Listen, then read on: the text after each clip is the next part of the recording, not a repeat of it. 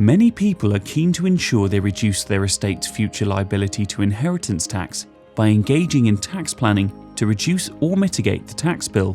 The tax planning is a very important aspect, but it is just that, an aspect. In reality, there is much to be said for looking at this differently. Think about estate planning first, with tax planning second. The two are symbiotic, but should be led by estate planning. How does estate planning differ from inheritance tax planning? And how can you go about making sure you find the best solution for your situation?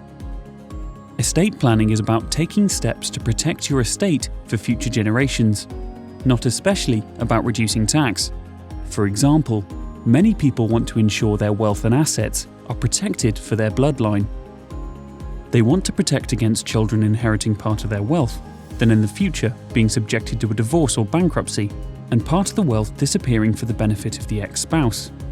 In the case of bankruptcy, this will be for the benefit of creditors.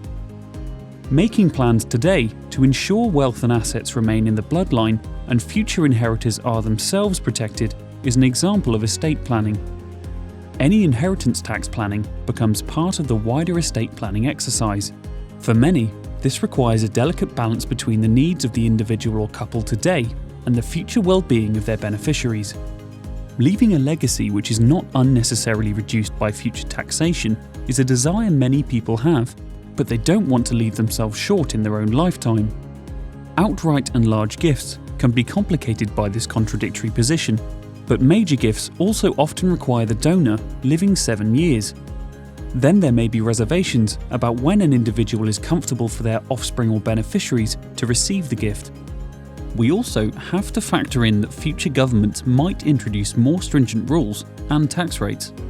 It's a complex position, but the good news is there are ways to plan for inheritance tax, which can deal with most, possibly all of these factors. You just need the right solution and suitable advice. There are inheritance tax exemptions and allowances. Making sure these are properly used is a simple but highly effective step. There are gifts, which can be made on a regular basis in a drip feed fashion. For example, every individual can make a gift of £3,000 per year, which is immediately outside of the tax loop. There are investment schemes, such as the Enterprise Investment Scheme, where the value of the invested sum is outside of an estate for inheritance tax purposes after just 2 years. Which of these or other possible tax-saving options work best for you will be dependent on your circumstances and wider estate planning. How you use these will be subject to a skilled appraisal of your situation, aligned to your wishes. The key is to make sure the estate planning and inheritance tax planning are coordinated into a plan which meets all your requirements, both short and long term.